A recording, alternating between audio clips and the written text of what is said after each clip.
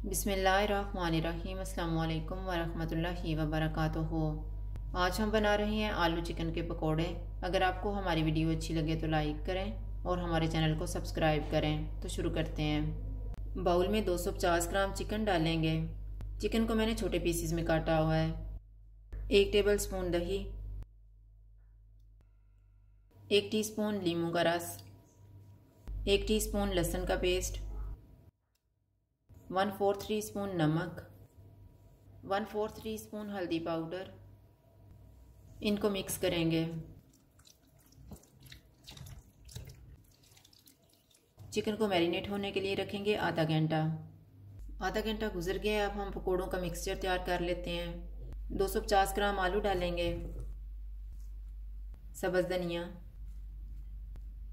2 सब्ज़ मिर्चें, 2 टीस्पून कुटा हुआ धनिया, 1/4 टीस्पून कुटी हुई अजवाइन, 1/2 टीस्पून कुटा हुआ ज़ीरा, 1/2 टीस्पून कुटी हुई लाल मिर्च, 1/2 टीस्पून लाल मिर्च का पाउडर,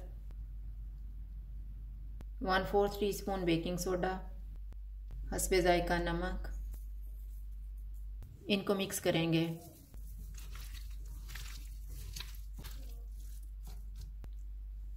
थोड़ा थोड़ा बेसन डाल के मिक्स करेंगे।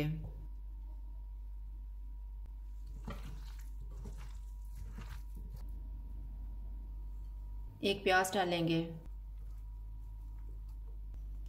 2 टेबल स्पून मैदा, 2-3 चमचे पानी की डाल के मिक्स कर लेंगे।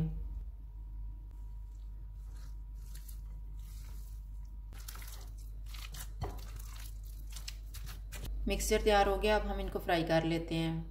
ऑयल को मैंने गर्म होने के लिए रखा हुआ था। ऑयल गर्म हो गया। चूल्हा मैंने मीडियम लो रखा हुआ है।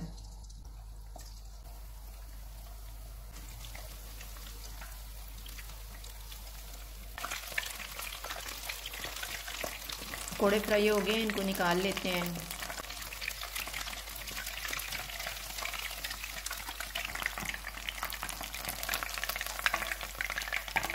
इसी तरह से हम बाकी भी फ्राई कर लेंगे।